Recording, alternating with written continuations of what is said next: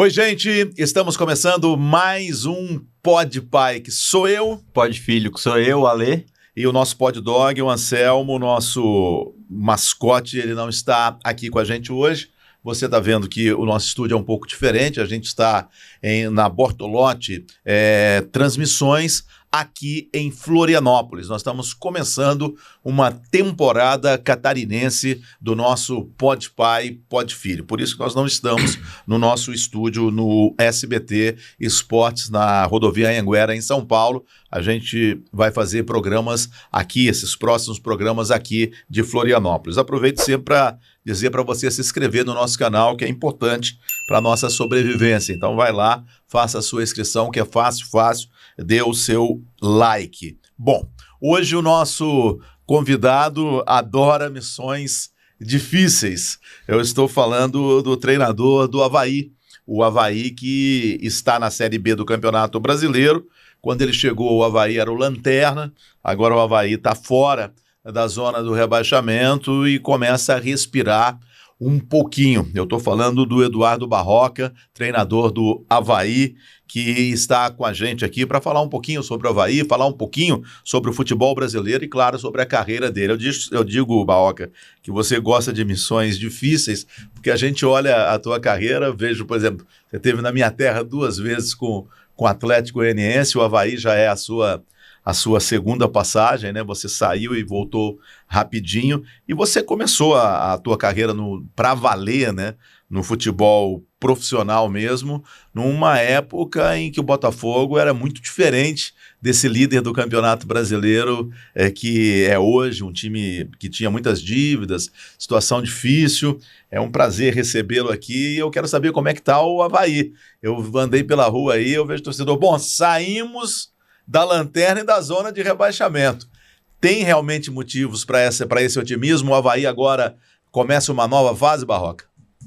Bem, prazer estar falando com você, Theo, Alê. Oportunidade legal da gente estar conversando sobre futebol, Exato. Sobre a vida, né? Não só sobre futebol.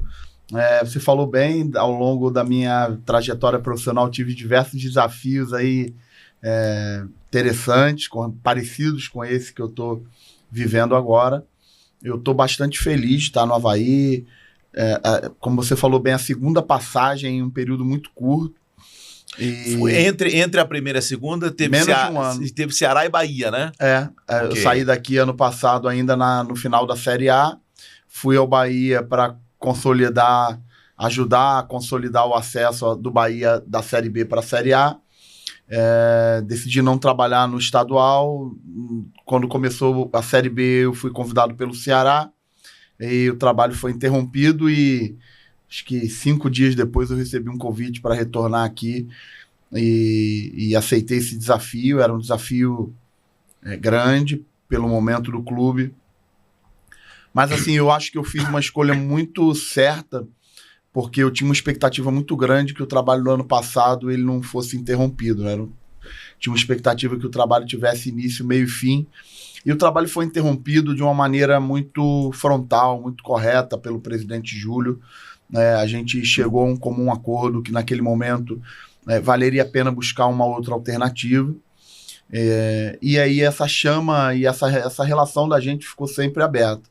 Eu consegui criar uma conexão também muito legal com os torcedores aqui do Avaí, eu me sinto muito bem no clube, e menos de um ano depois eu retorno ao clube, um cenário adverso, desportivo, mas assim, uma confiança muito grande que a gente vai conseguir o objetivo do clube, que é a permanência na Série B, e iniciar e desenvolver um trabalho para que no ano que vem a gente consiga fazer um trabalho almejando um acesso para a Série A, que é onde a gente entende que o Avaí deva estar. Hoje, nessa configuração que a gente tem no futebol brasileiro, com os times médios para baixo, você ficar 2 anos numa Série B é muito difícil pelo lado financeiro, né? Porque a diferença de você estar na Série B e na Série A é muito grande. Eu vejo isso para o time que eu torço, que é o Goiás, né? Se o Goiás estivesse na Série B nesse ano, eu não sei o que aconteceria pelo lado financeiro, porque são estruturas caras e o dinheiro que se ganha na Série B não dá para pagar as estruturas. Hoje um time de futebol viaja com 30, 40, tem time que viaja com 50 pessoas, tem time, para que você tenha ideia, tem 50 pessoas no departamento de comunicação. Então, quer dizer, a estrutura do futebol brasileiro está cara e está muito dependente do dinheiro que vem da televisão, principalmente da Série A. E você disse, o meu objetivo agora é manter ele na Série B. Mantendo na Série B, a gente, olhando para 2024, é difícil também, né? Porque o orçamento não vai ser um grande orçamento para o ano que vem, né? Não, acho que o que você está falando faz todo sentido. Existe uma diferença orçamentária entre as divisões muito grande. E existe também uma diferença, falando mais de Série A especificamente, de clubes para clubes, sim, né? Sim. As camadas por escolhas de televisão, assim, faz uma diferença muito grande. Eu acho que o Avaí, independente do lado esportivo, eu vivi ano passado o Avaí na Série A e estou vivendo agora em um cenário de Série B. A direção do Avaí tem feito um trabalho assim, espetacular no aspecto administrativo. O Avaí, além do lado esportivo, tem investido na sua base, tem investido em estrutura, tem honrado seus compromissos rigorosamente em dia, tanto na Série A como na Série B. Então, hoje, desde a minha chegada aqui, a gente ainda estava no final da janela e a gente precisou se reforçar para sair do cenário que a gente se encontrava. O Avaí hoje se encontra num modelo de credibilidade muito grande, porque as pessoas hoje sabem que vão vir ao clube e são pessoas sérias que comandam, pessoas que preconizam o caminho correto. Acho que isso é muito importante ser falado, porque a gente vive um cenário aí de muita adversidade no futebol, como você falou, está tudo muito caro, né? Orçamentos menores, mas a direção do Avaí preconiza realmente o caminho correto, pavimentar e deixar o clube estruturado para que no momento que o clube consiga dar esse salto de qualidade esportivo e retorne à Série A, o clube esteja estruturado para poder se manter, e esse é o objetivo do Avaí. Agora, sobre a carreira de treinador, agora você está aí num namoro com o Avaí, que você estava lá, agora está de novo, está indo bem com o Avaí, está saindo da zona. Mas, pegando a sua carreira, é uma carreira que transitou muito entre os times. Até no Bahia você foi bem, saiu. Tem time que você vai mal, sai. Fica na mesma coisa. E isso não é só com você, muitos treinadores acontece isso. Como é que fica esse lado de conseguir formar uma vida pessoal fora isso, sabe? Ficar mudando toda hora de cidade. A tranquilidade de uma vida pessoal. Na verdade, assim, o preço que a gente paga na vida pessoal eu costumo falar que é impagável. Uhum. Tenho 2 filhos pequenos e desde que meus filhos nasceram, eu praticamente não vivo dentro da minha casa. Mas eles sempre mudaram junto com você? Não existe a menor possibilidade. Hoje os treinadores já não mudam mais com as famílias, né? A grande maioria, né? Minha família nunca me acompanhou porque eu sou do Rio de Janeiro e tenho filhos pequenos em idade escolar e a nossa vida realmente é uma vida de muita mudança. E quando a gente está num clube, é uma vida de intensidade de trabalho de 14, 15, 16 horas dentro do clube, viagens. Então, mesmo que a família venha para cá, também vai ser uma vida de solidão, né? Então, é um preço realmente muito alto que a gente paga e isso precisa valer a pena, né? Porque para você conseguir trabalhar em excelência hoje no futebol profissional, você precisa se entregar de corpo e alma ao clube. Em alguns clubes, no Atlético Goianiense, as 2 vezes que eu trabalhei, eu morei dentro do clube. No Coritiba, uma boa parte do tempo eu morei no clube. No Bahia, agora nessa minha última passagem, eu morei no clube. Eu não queria nem morar em um lugar, era uma intensidade praticamente total para conseguir atingir os objetivos, né? Então, ontem mesmo eu assisti uma entrevista do Zé Ricardo falando que vai morar na Toca da Raposa no período que tiver à frente do Cruzeiro, pela responsabilidade que pela intensidade que tem esse trabalho. Então, a gente paga um preço grande na vida pessoal, mas para conseguir solidificar no mercado, para conseguir entregar os melhores resultados, realmente precisa trabalhar, ter uma taxa de trabalho muito alta, se dedicando para a instituição. O Barroca, em cima disso que o Alê te perguntou, a gente viu agora o Diego Aguirre no Santos ficar 5 jogos e ser demitido. Como é que é o psicológico de um treinador? Porque está cada vez mais difícil para o treinador ter uma programação de trabalho e automaticamente de vida. Como é que é o psicológico? Você chega no clube e fala, caramba, o clube está me contratando aqui igual você veio para o Avaí agora. Está te contratando porque o técnico do Goiás, o Evangelista, a gente entrevistou quando ele chegou, e ele virou e falou assim, se o Goiás me contratou nessa situação, é porque o time está doente. Então eu vim aqui para tentar curar um time doente. Que no caso é um português ainda. É uma aventura maior. Sem dúvida. Então o Avaí estava doente. E você veio para tentar curar o Avaí. Mas você sabe assim, caramba, vamos lá para o Diego Aguirre. Se eu ficar 5 jogos sem vencer, eu corro o risco de voltar com um mês de trabalho. Como é que é o psicológico do ser humano, do profissional? Essa pergunta ela é extremamente pertinente, extremamente complexa de responder, porque, por exemplo, no Avaí hoje eu me sinto muito confortável, porque eu também tive uma história prévia. Então, o primeiro momento com o clube, a receptividade do torcedor é mais acolhedora. Eu vivi uma experiência agora recente no Ceará, cheguei ainda no início da Série B. 3 dias depois fomos jogar a final da Copa do Nordeste, conseguimos consolidar o título. Durante toda a minha passagem lá, a gente não perdeu nenhum jogo fora de casa. Eu saí do Ceará com um aproveitamento de 63%, mas por que eu saí do Ceará? Porque a gente perdeu alguns jogos em casa, né? A torcida com uma expectativa muito alta dos jogos em casa, uma torcida de massa, uma torcida com uma expectativa alta, e também ainda frustrada pelo rebaixamento do ano passado.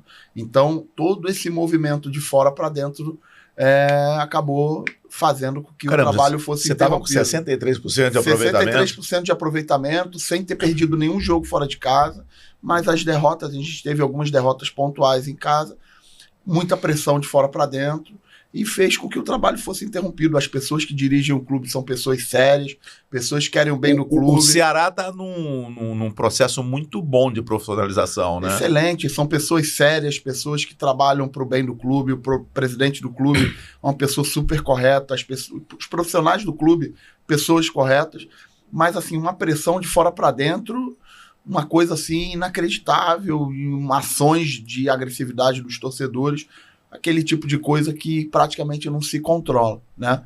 Então, assim, não é o que eu vivi aqui no Avaí, mesmo chegando aqui, a gente estando numa situação extremamente delicada, talvez pelo fato de eu ter uma passagem recente, uma conexão com os torcedores, o primeiro momento do meu trabalho aqui, bastante receptivo, bastante acolhedor, e aí, junto com isso, a gente conseguiu bons resultados nesse primeiro momento, a gente vem aí em uma evolução, um aproveitamento alto, não perdemos fora de casa ainda aqui, saímos da zona do rebaixamento momentaneamente, então, muito legal.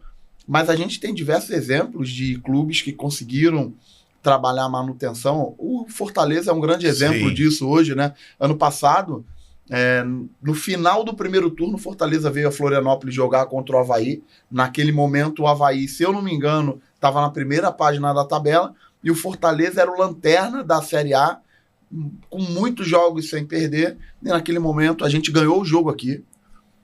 Alguns jogadores de Fortaleza tinham sido meus jogadores em outros clubes, falaram, a gente está com receio do trabalho ser interrompido depois do jogo, e o presidente do Fortaleza, junto com todo o seu staff lá, mantiveram, e eles tiveram uma arrancada espetacular segundo turno, conseguiram classificação para a Libertadores.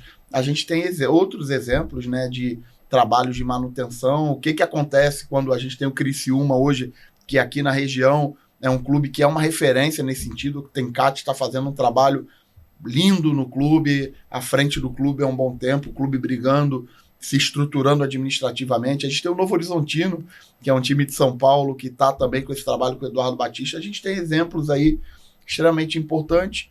Não estou falando que não tem o trabalho ser interrompido, que às vezes o trabalho realmente não dá liga, às vezes não tem uma conexão com os jogadores, às vezes os resultados realmente são consequência de um trabalho que não está legal, e tudo bem.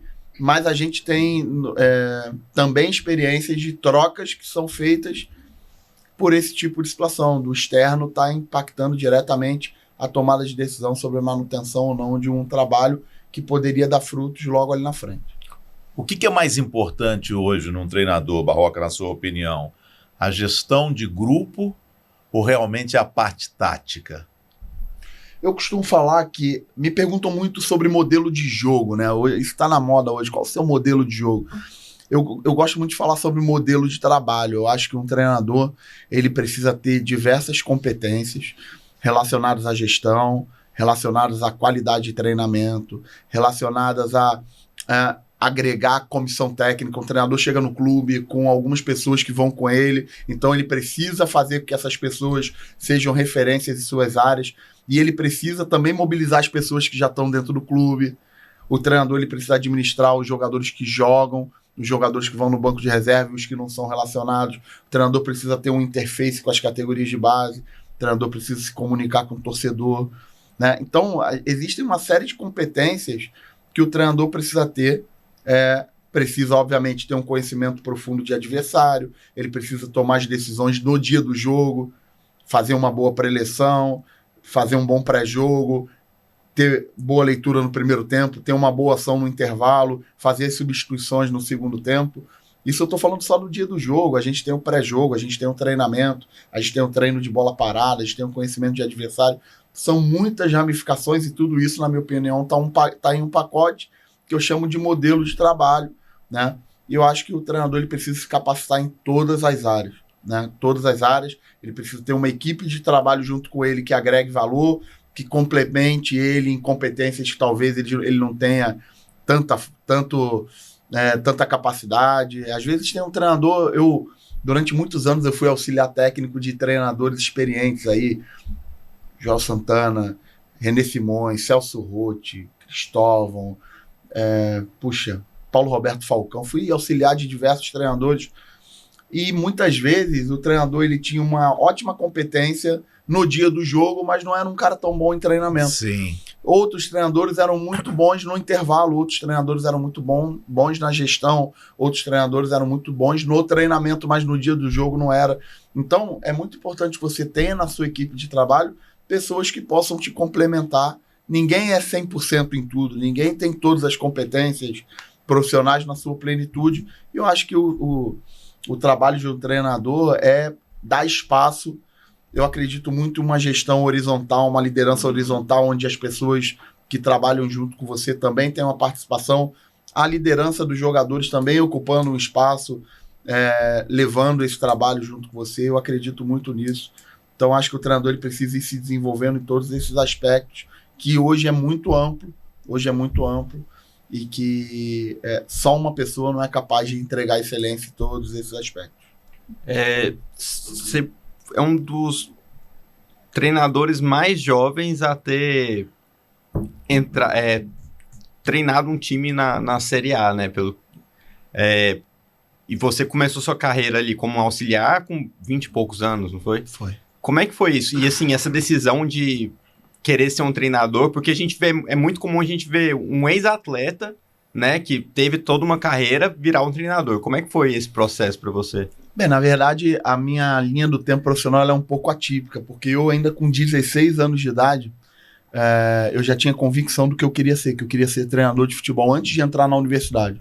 E aí, 16 para 17 anos, eu passei no vestibular para a Faculdade de Educação Física na Universidade Federal do Rio de Janeiro e já entrei com essa intenção. Logo no meu primeiro período, eu já arrumei um estágio em um clube e já virei o técnico da universidade, de futebol da universidade. Daí eu fui trabalhando em clubes, trabalhei em categorias de base, trabalhei como preparador físico e muito cedo, como você falou, eu tive a oportunidade de acompanhar diversos treinadores já consagrados em clubes diferentes, em momentos diferentes. E isso foi uma faculdade, talvez maior do que a minha graduação, ter tido esse tipo de experiência de trabalhar no Bahia, no Vasco, no Fluminense, no Botafogo, trabalhar em grandes equipes com grandes treinadores, seleções brasileiras de base. Então, durante muitos anos, eu tive esse tipo de oportunidade muito jovem. E aí, com 29 anos, eu tive a minha primeira experiência dirigindo uma equipe profissional, que foi o Bahia, em 2011, na Série A do Campeonato Brasileiro, pela primeira vez. E, a partir daí, fui tendo outras oportunidades, outras experiências.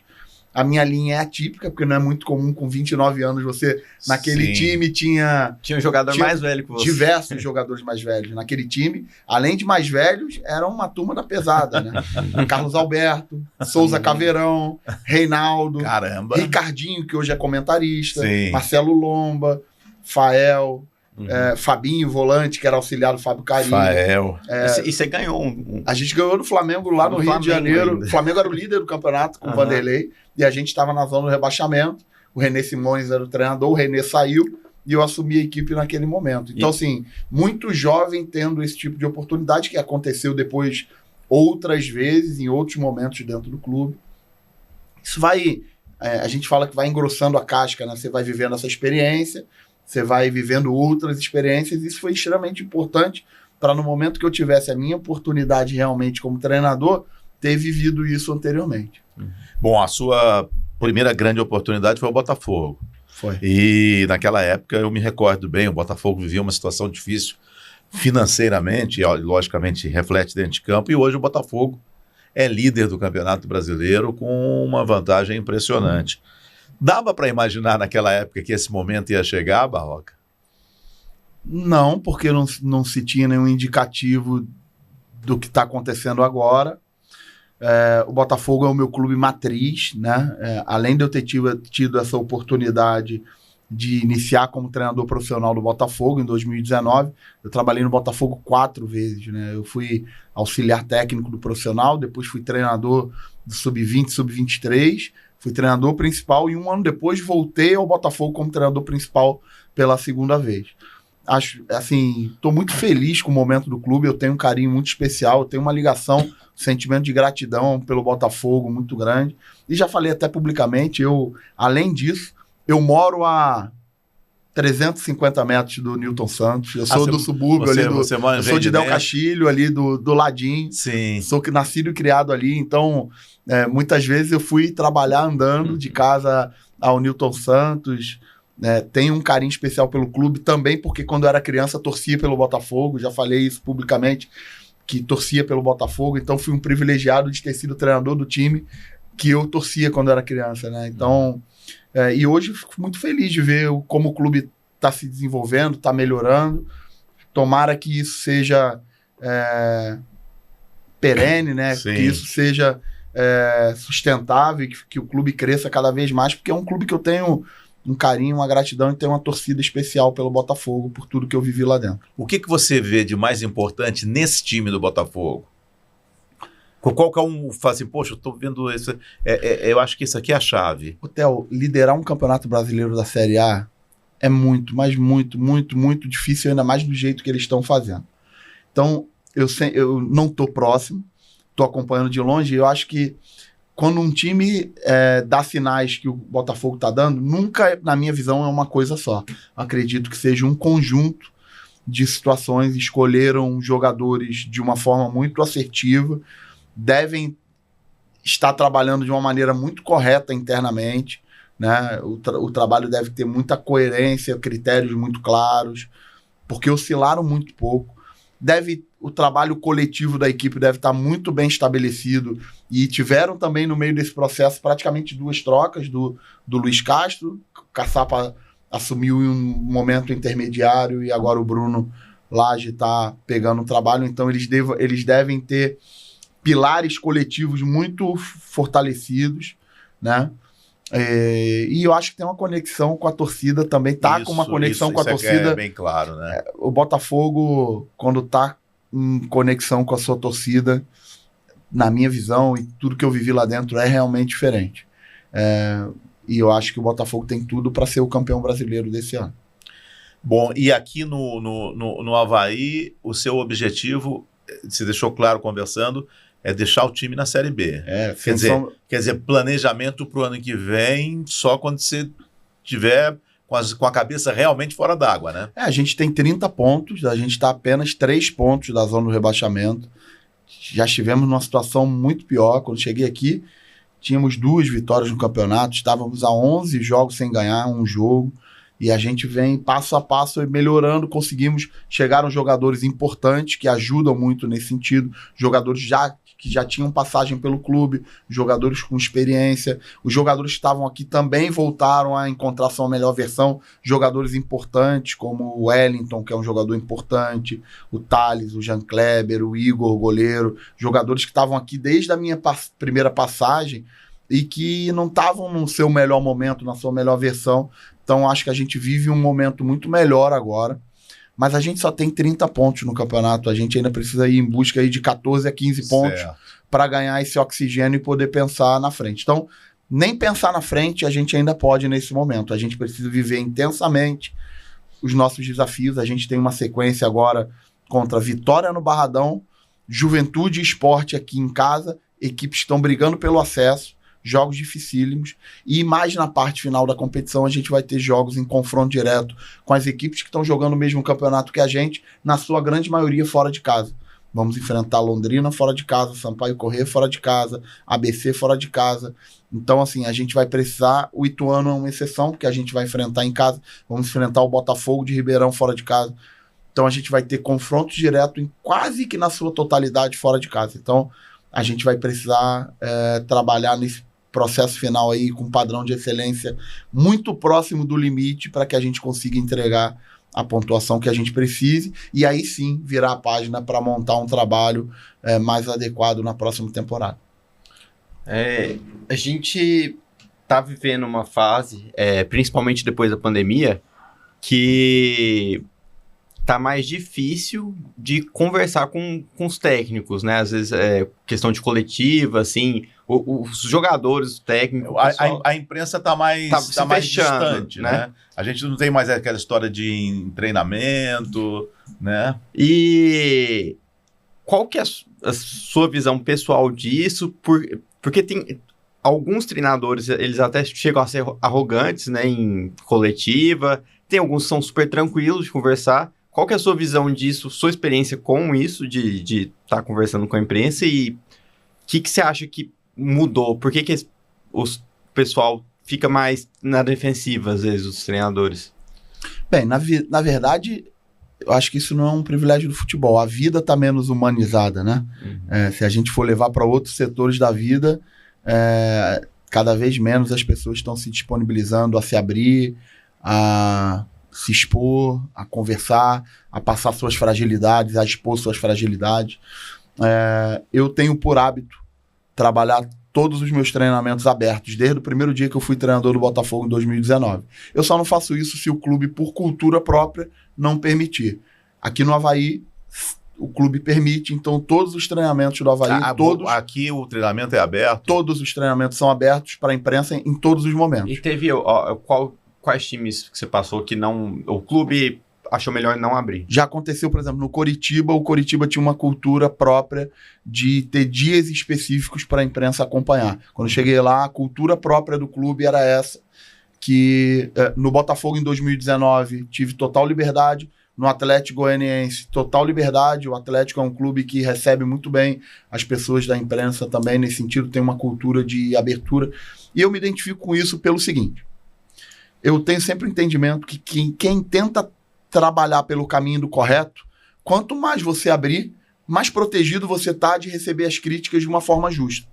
O que tem de ruim que a gente pode falar assim? Não, mas o Theo vai assistir o meu treino lá e ele vai saber tudo que eu vou fazer no jogo contra o Vitória no domingo.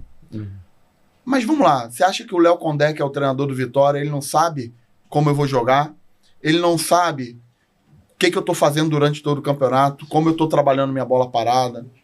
É claro que sabe. E uma hora antes do jogo, ele vai ter a convocação impressa para saber que time que eu vou colocar, e se tiver algo que seja surpreendente para ele, ele tem uma hora ainda para fazer qualquer tipo de ajuste.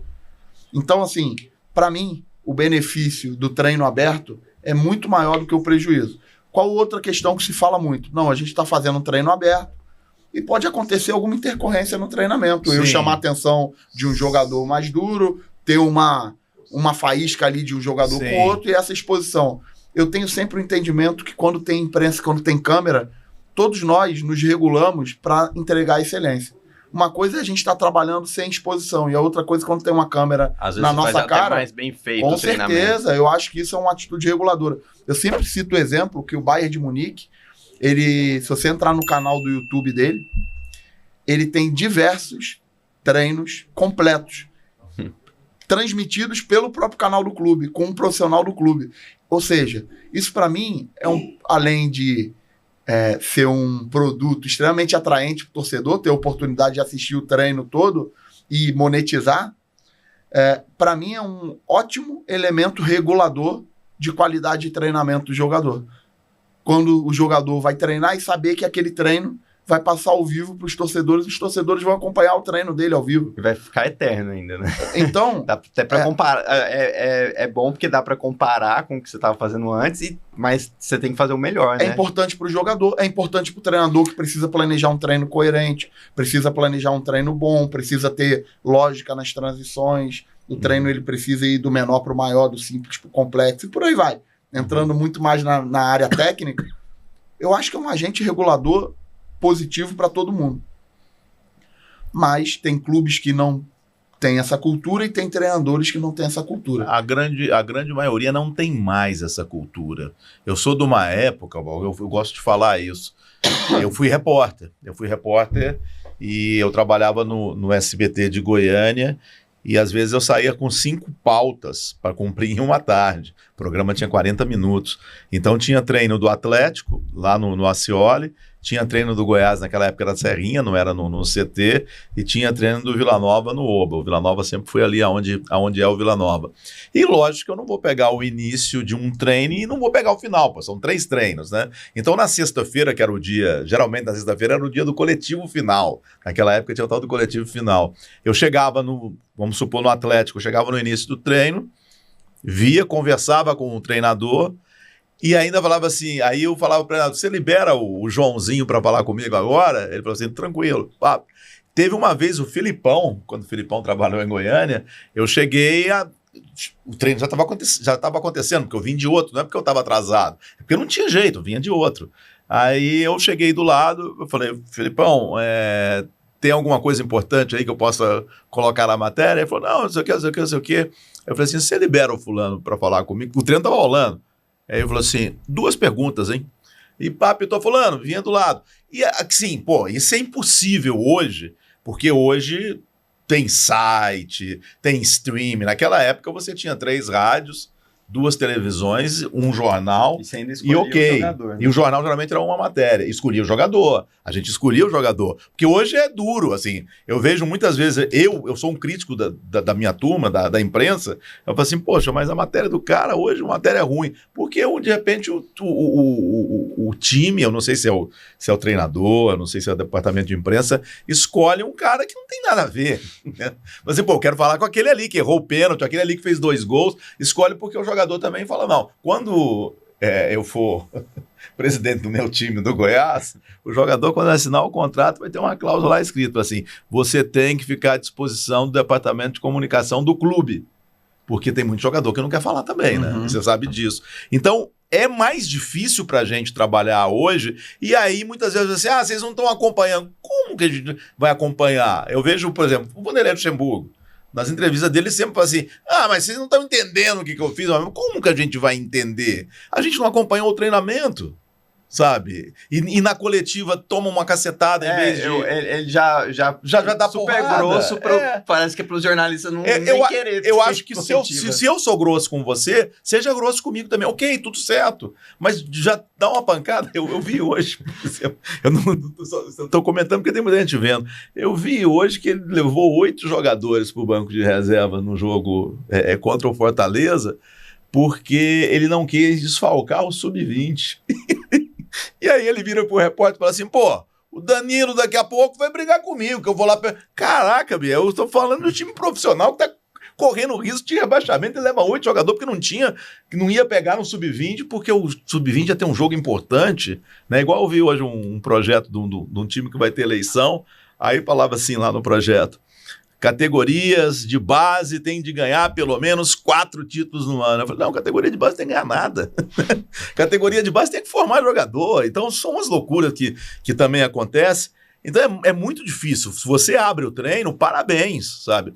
E a gente tem que ter o mesmo tratamento que você dá pra gente. Se a gente não te trata bem, Cara, Mas as experiências que eu tenho, desde 2019, abrindo os treinos, são sempre muito positivas, porque eu entendo que quando você abre o treino, a tendência é que você seja avaliado de uma forma mais justa.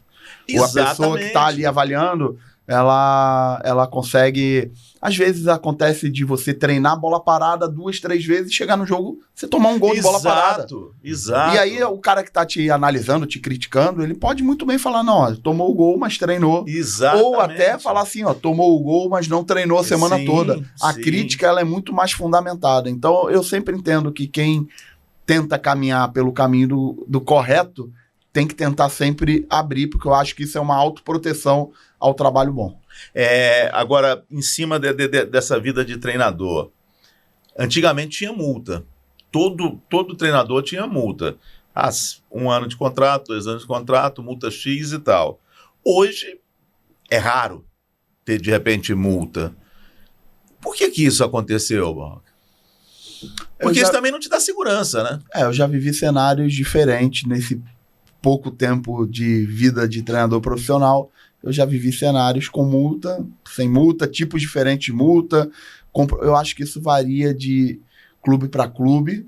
Momento do treinador versus momento do clube, porque existem momentos em que o clube te deseja mais do que você ir. Né? Certo. E existem momentos na negociação que o treinador está numa condição melhor do que o clube. E existem momentos que o clube está numa condição melhor do que o treinador. Se você for me perguntar assim, Barroca, você colocou uma multa extraordinária para a tua ida para o Botafogo em 2019? Claro que não, oportunidade da minha vida. Tudo que eu menos queria ali era multa, eu queria a oportunidade de poder ser o treinador do Botafogo. Mas já aconteceu na minha vida profissional de eu estar em um clube, receber um convite e colocar uma multa para que tenha segurança num processo de interrupção, entendeu? Isso são cenários diferentes de clube para clube. O Botafogo foi a grande porta de entrada sua, né? Daquele treinador do Botafogo para esse treinador do Avaí hoje, mudou muita coisa? Mudou muita coisa. Muda sempre muita coisa, porque o futebol ele é muito intenso, você precisa tomar decisões que impactam na vida de muitas pessoas diretamente, pessoas envolvidas com o trabalho, e emoção de milhares de pessoas. Então, naturalmente, você toma decisões sob pressão, com constrangimento de tempo, tendo que acertar mais do que errar, e isso vai te engrossando a casca em tentar ser o mais assertivo possível nessas decisões, né? E essas decisões que eu falo não dizem respeito só a jogo, dizem respeito a escolhas profissionais que você faz, a forma de treinar, a como lidar com o jogador no cara a cara, a como cobrar o jogador, a como se comunicar com o dirigente, e outras coisas. O tempo para o treinador ele é muito importante. Hoje eu tenho 41 anos e, sem sombra de dúvida, eu ainda tenho um caminho grande pela frente. Eu faço sempre o exercício que as maiores referências que a gente tem hoje, eu vi o André Santos aqui num episódio falando sobre o Filipão, Mano, Dorival. Eu faço sempre esse exercício. Onde é que esses caras estavam quando tinham a minha idade? Então, eu vejo que esses caras ainda estavam iniciando sua vida profissional e hoje são treinadores que viveram muitas coisas importantes e o tempo amadurece eles cada vez mais para que eles sejam treinadores master hoje. Como é que foi a sua passagem, as suas 2 passagens? Eu digo isso porque nós somos de Goiânia, as suas 2 passagens pelo Atlético Goianiense. Como é que foi a relação com o Adson Batista? Não, foi excelente. A primeira, eu saio do Botafogo num domingo, a gente perdeu um jogo pro Fluminense na Série A do Campeonato Brasileiro, e naquela ocasião o meu filho mais novo já estava assim crescendo, e a minha mulher falou, vamos batizar ele, porque eu não consigo um domingo para você estar sempre trabalhando, aí marcamos o batizado dele pro próximo domingo. E aí eu tô dentro da igreja pro batizado e o Adson me ligou, né? E eu tinha falado para minha esposa, já era final do ano, eu falei, não vou trabalhar mais esse ano. E aí ele me ligou, a gente bateu um papo, ele daquele jeitão dele, e isso foi no domingo à noite, e na segunda-feira de manhã eu estava em Goiânia para assumir o Atlético. Faltavam 10 jogos ou 11 jogos para a Série B de 2019. A gente estava dentro da zona de classificação e precisava consolidar. Sim. E foi aquele ano, não sei se vocês lembram com detalhe, em que a gente saiu da zona de classificação na penúltima rodada. Eu me lembro. E a gente retornou na última rodada e conseguiu consolidar o acesso. E na última rodada ainda tinha umas combinações, né? Exatamente. O América Mineiro perdeu para o São Bento em Belo Horizonte e a gente empatou com o Sport. Eu tava ouvindo aquele jogo. O jogo então, de vocês assim, eu tava foi ouvindo. uma experiência muito legal, mas muito legal mesmo, naquela ocasião. E aí você não ficou, né? E aí eu optei em não ficar, na verdade...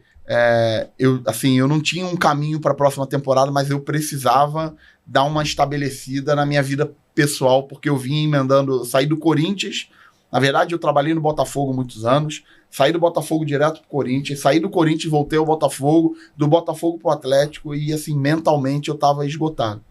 Eu precisava, assim, eu não queria ter o compromisso, porque quando o treinador sai de férias, ele não sai de férias, ele vai montar o time pro próximo ano, o telefone dele não para. E eu não tinha compromisso, eu não queria ter compromisso com ninguém. E depois o Adson até ficou chateado, porque eu saí e depois fui pro Coritiba. E ele falou, você não quis ficar aqui, você foi pro Coritiba. Não era nada disso, eu não queria, durante um período, ter compromisso profissional, né? E aí depois a gente conversou e se acertou. E aí, pouco tempo depois, ele me convidou em 2021, no início do Campeonato Brasileiro, antes do primeiro jogo, ele me convidou para retornar.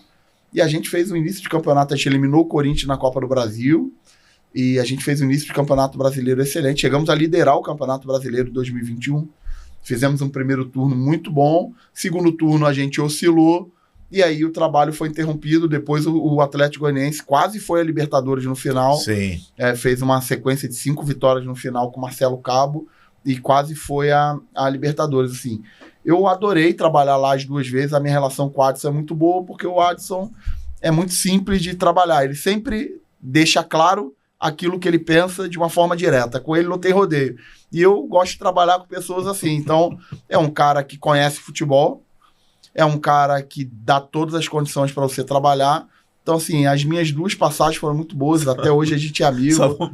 Só não pode ouvir o rádio. Não, exatamente. Ele tem o jeitão dele. E na segunda-feira, porque o Adson esteve aqui, né? Sim. O Adson, ele corneta. Depois do jogo, por exemplo, tá lá o Barroca e o Atlético perdeu. Ele fala, mas a substituição não gostei, foi errada, vou entender por quê. Não, mas ele fala diretamente. O que ele fala publicamente, isso é o legal dele. O que ele fala publicamente, depois ele vai te chamar na sala dele e você vai sair na porrada com ele ali. E se você convencer ele, ele é um cara que ele se dá por vencido. Eu admiro o Adson. Ele é um cara nesse sentido, assim, muito hoje legal. Hoje eu entendo ele. Exatamente. Eu acho que, assim, se você tem o costume de fazer isso todo jogo, aí tá tranquilo, entendeu? Porque a torcida vai entender, né? O Jorginho, o Jorginho trabalhou com a gente no SBT, né? Uhum. E aí a gente acabou ficando mais próximo. E o Jorginho, quando foi pra lá a primeira vez, eu falei, se prepara, porque o presidente vai dar entrevista. Não, tô já calejado. Eu falei, você não tá entendendo.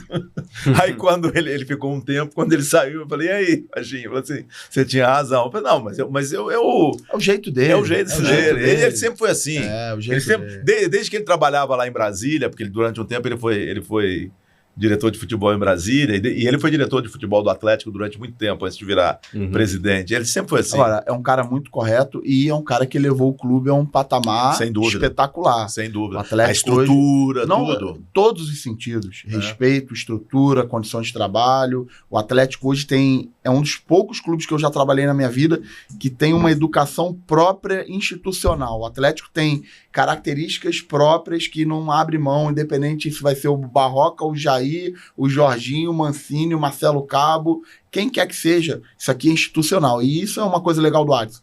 Quando você chega no clube, na porta de entrada, ele fala assim, aqui funciona assim, isso aqui eu não abro mão, isso aqui ele não cedo.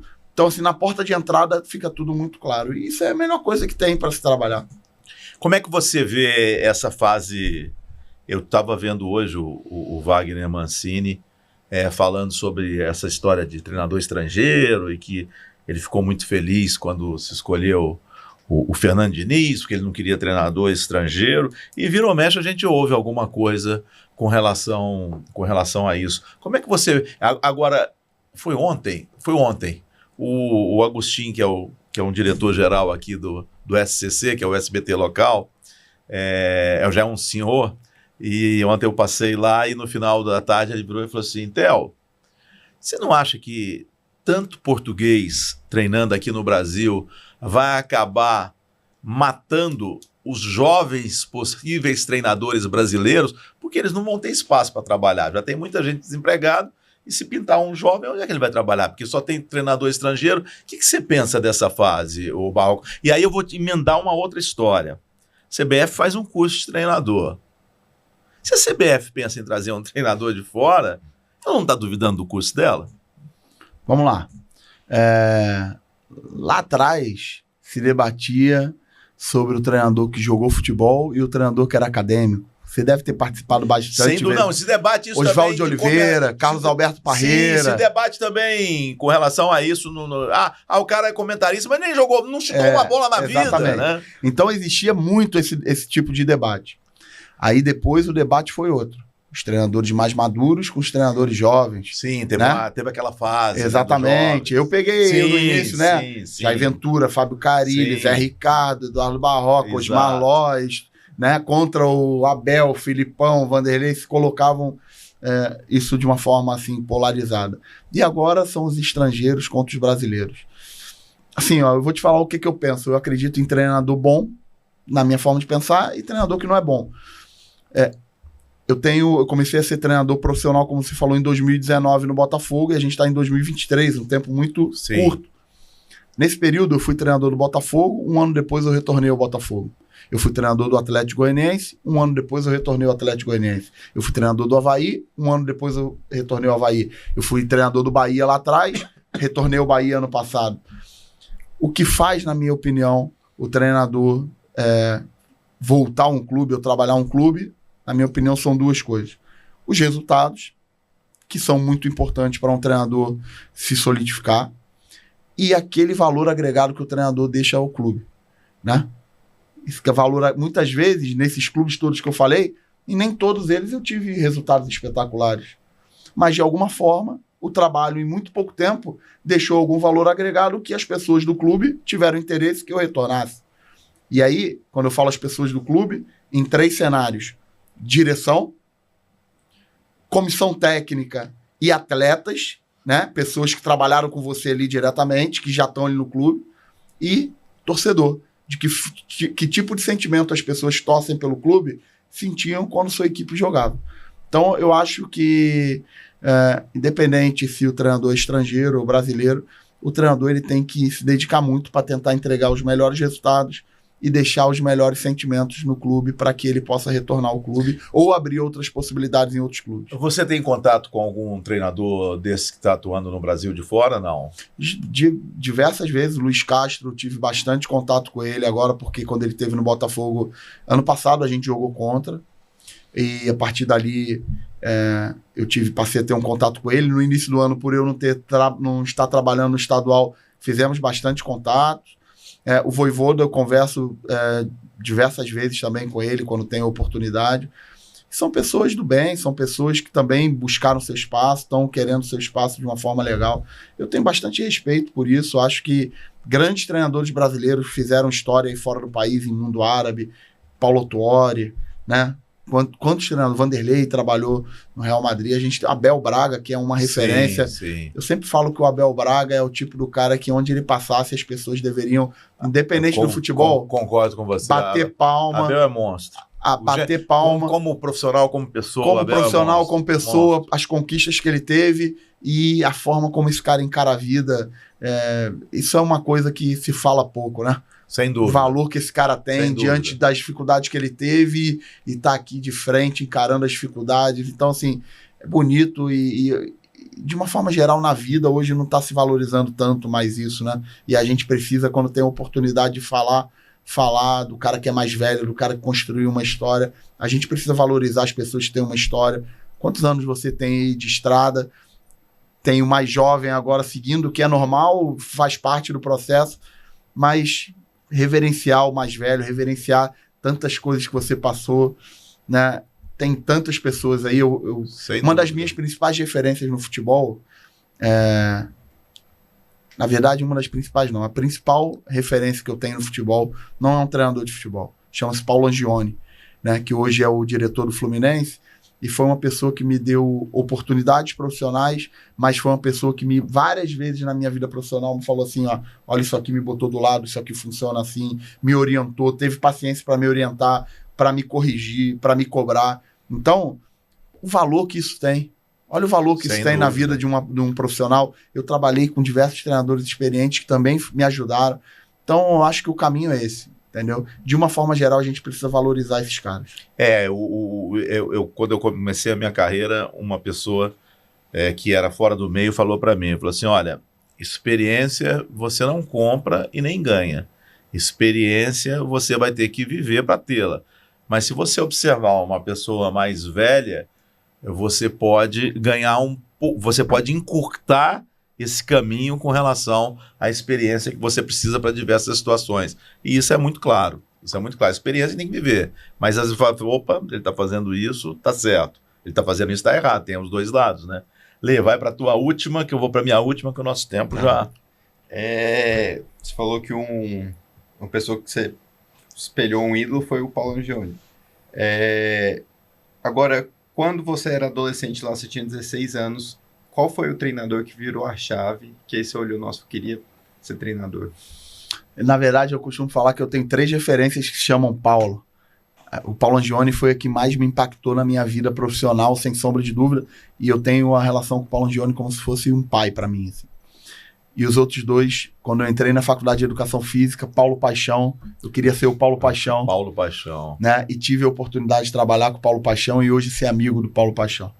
E uma outra referência como treinador, Paulo Autuori, que era o treinador que não foi um jogador de futebol, que tem um caminho parecido com o meu na matriz, por sua faculdade de educação física, passou por clubes menores do Rio de Janeiro, foi desbravar a vida aí como treinador de futebol e voltou e é uma pessoa que conseguiu resultados esportivos espetaculares, mas é um cara que passou a vida de uma forma linear, a vida nesse caminho do futebol de uma maneira ética, linear. Isso é uma coisa muito bonita de se ver, né? Então, com relação ao treinador, mas seria também injusto falar, estou falando lá atrás, Paulo Autuori, e hoje vendo tudo que ele viveu, falar, pô, bonito ver do jeito que esse cara passou na vida profissional. Mas tem muita gente legal, muita gente importante.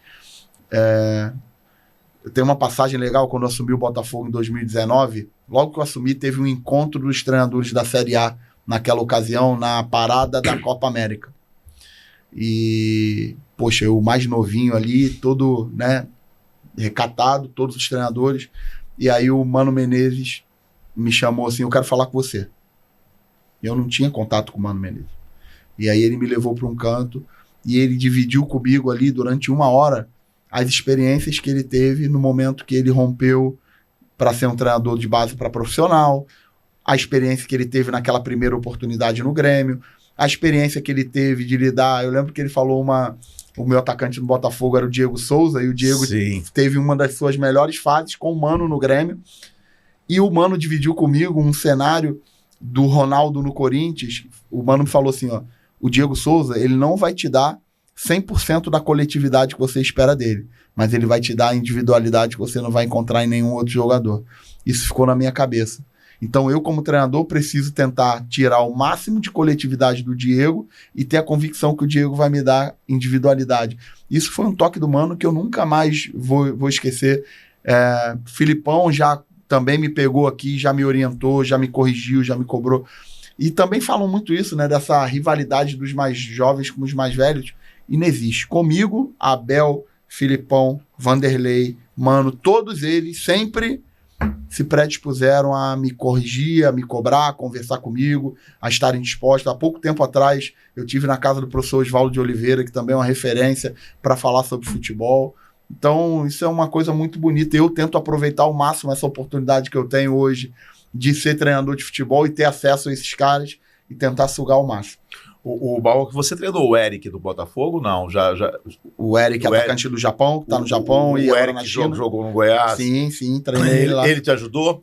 Bastante. Era um jogador que, na verdade, enquanto ele estava no time, a gente estava G4 ali, Eric, Diego Souza, juntos ali, muito, muito bem. Depois ele foi vendido, né? E a gente passou a ter dificuldade, porque era um jogador com muita velocidade, com capacidade de fazer gol, né? Que é raro, né? Você ter um cara com tanta velocidade, com capacidade de fazer gol. Então, é um jogador que eu adorei trabalhar um tempo muito curto, porque logo depois ele foi vendido, mas adorei, gosto muito desse jogador. É o DNA. Bom, para encerrar, você se preocupa na formação do seu jogador, do seu atleta, como homem também? Você chega a dar toque e fala assim, cara, tua vida tá indo para um lado errado, vem para cá. Ou você trabalha mais dentro de campo só? Ô, Theo, eu sou professor de formação, fui durante muito tempo, quando trabalhava em categorias de base, trabalhava nos clubes e era professor do município, do estado, professor em escola, e eu tenho essa veia ainda muito forte dentro de mim, de entender o jogador como ser humano, entender tudo que envolve socialmente um jovem jogador.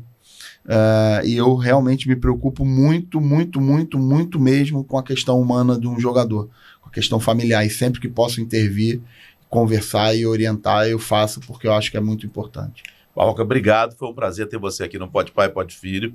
Boa sorte com o teu Avaí aqui em Santa Catarina. E é isso aí, que você realmente tenha uma carreira bacana, porque você, muito bom papo. E a gente vê que a gente precisa de gente no esporte como você, que tenha uma preocupação bem além de vitória, ou classificação, ou título. O esporte é para isso. Obrigado pela oportunidade. E falar sobre futebol é sempre muito bom, e falar dessa forma, sem filtro, né? Você poder desenvolver raciocínio e falar sobre a vida, né, Theo? Você falou aí, eu acho que o grande barato dessa oportunidade que a gente tem de trabalhar com esporte é poder fazer esse recortezinho do que a gente vive aqui, aquilo que a gente gostaria de viver aí fora no nosso país, no nosso mundo, de uma vida correta, todo mundo caminhando pelo processo certo. E a gente tem essa oportunidade aqui no esporte pela evidência que o esporte dá. Então a gente tem que tentar realmente ser o exemplo bom nesse sentido, e ter esse tipo de oportunidade aqui me engrandece muito. Lê nossas mídias sociais. A gente está com o Instagram, @podpai.podfilho, TikTok, Twitter, @podpai.podfilho. Tem um canal de cortes também para você seguir, além do canal que você vai estar vendo esse vídeo aqui, o episódio completo. E deixa seu like, comenta, dê alguma sugestão para o canal, alguma pessoa que você queira ver num próximo vídeo. E aí é isso, né? E a gente vai continuar essa temporada catarinense durante alguns programas aqui no Pode Pai, Pode Filho. Forte abraço para você e cuide-se bem.